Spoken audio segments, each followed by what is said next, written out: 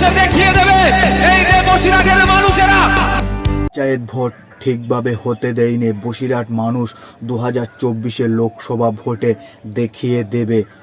প্রিয় দর্শক, আমি রিন্টু আইএসএবি রিন্টু চ্যানেল পর্দায় ভিডিও করি সত্য মিথ্যা তুলে ধরার জন্য। প্রিয় দর্শক, এই যে লোকসভা ভোট বসিরহাটে আসলে 2019 সালে কিন্তু এমপি ভোটে জয়ী হয়েছিল তৃণমূলের নেতা সে নুসরাত জাহান এমপি ভোটে। প্রিয় দর্শক, এই বসিরহাটে নওশাদ সিদ্দিক কিন্তু প্রার্থী দিতে চলেছে। এই বসিরহাট আসলে কি নওশাদ সিদ্দিক জিততে পারবে আদৌ? বসিরহাটে ঠিকভাবে পঞ্চায়েত ভোটও হতে দেয়নি। যেসব বুথে নাকি বসিরহাট এলাকায় বুথে জিতে আছে সেই সব জায়গায় কিন্তু সার্টিফিকেট দেখায়নি। সেই সবগুলো আইনের মাধ্যমে নাকি নওশাদ সিদ্দিক নাকি এই বসিরহাটের জন্য আবার আইনের মাধ্যমে আনাবে হাইকোর্টে। প্রিয় দর্শক, আসলে কি লোকসভা ভোটে নওশাদ সিদ্দিক জিততে পারবে? বসিরহাট বিধানসভায় দেখে এসেছিলাম 2021-এ অল্প ভোটে হেরেছিল, কিন্তু শুধু তো বিধানসভার ভোট না, এটা কিন্তু 24-এর লোকসভার ভোট, এমপি ভোট। আসলে কি নওশাদ সিদ্দিক জিততে পারবে? প্রিয় দর্শক, নওশাদ সিদ্দিকের মুখ থেকে কড়া হুঁশিয়ার, সেই হুঁশিয়ার বক্তব্যগুলো আইএসএবি রিন্টু চ্যানেল পর্দায় দেখাবো। চোখ রাখুন, শুরু থেকে শেষ পর্যন্ত অবশ্যই দেখবেন, আর আপনাদের মতামত অবশ্যই কমেন্টে কেউ জানাতে ভুলবেন না। চলো, বসিরহাট লোকসভায় চাপাপুকুর অঞ্চলে দাঁড়িয়ে নওশাদ সিদ্দিক কি বক্তব্য রেখেছে, চলো শুনে আসা যাক। এসেছে এইরকম বাংলার মানুষ জাগ্রত হচ্ছে। আগামী নির্বাচনে 2024-এ দেখিয়ে দেবে এই যে বসিরহাটের মানুষেরা যে পঞ্চায়েত ভোটে কিভাবে তাদের ভোট লুট করা হয়েছে। নিরপেক্ষতার সাথে ভোট হবে, সেখানেও প্রশাসনকে দিয়ে টাইট করিয়ে ভোট করা হবে।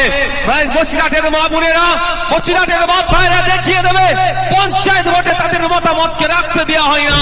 আগামী 2024-এর লোকসভাতে যেই বুথগুলোতে বিশেষ করে ভোট লুট হয়েছে, ভোট করতে দেয়নি, সার্টিফিকেট কেটেছে, সর্বপ্রথম সেই বুথগুলো থেকে ওদেরকে নীল করে আমরা দেখিয়ে দেবো বসিরহাটের মানুষেরা। হবে তো নাকি? যেটা জিতেছি তো অবশ্যই জিতবো, আর যেটাতে ওরা গণতন্ত্রকে হত্যা করে সবুজ আবির মেখেছে যেই বুথগুলো থেকে, সেই বুথগুলোতে সম্পূর্ণ নীল করব আমরা গণতান্ত্রিক প্রক্রিয়াতে। ওদেরকে পরাজিত করে এটা দেখিয়ে দেব যে তোমরা পঞ্চায়েত ভোটে গণতন্ত্রকে হত্যা করে সবুজ আবির মেখেছিলে। গত কয়েকদিন আগে অর্থাৎ 31 তারিখে ফুরফুরা শরীফের হাই মাদ্রাসা নির্বাচনে, অভিভাবক প্রতিনিধি নির্বাচনে দেখিয়ে দিয়েছেন ফুরফুরা সহ এলাকার মানুষজন সহ ওই গার্জেনরা, অভিভাবকরা, যে পঞ্চায়েত ভোটে তোমরা যে ভোট দখল করেছো সেটা অন্যায়ভাবে অবৈধ পন্থা অবলম্বন করে ভোট দখল করেছো। তোমাদের পক্ষে ফুরফুরার মানুষ নাই, অভিভাবকরা তোমাদের পাশে নাই, তাই সুযোগ দিয়েছে। 6 মাস যায়নি এর উত্তর হাই মাদ্রাসার অভিভাবক নির্বাচনে দেখিয়ে দিয়েছে। তাই আপনাদের বলবো, 2024-এ নির্বাচনে আসছে লোকসভা নির্বাচন, অবশ্যই এই বিজেপি তৃণমূলের বাইনারিতে আপনারা পড়বেন না।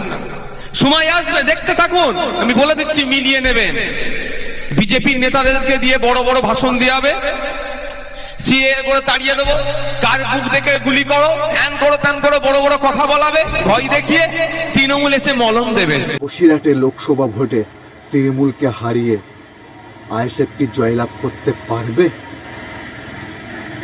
আমাদের মতামত কি অবশ্যই কমেন্টে কেউ জানাতে ভুলবেন না। আমাদের চ্যানেল নতুন কোনো সদস্য হয়ে থাকলে চ্যানেলটি সাবস্ক্রাইব করে বেল ঘন্টিটি বাজিয়ে আমাদের পাশে থাকবেন।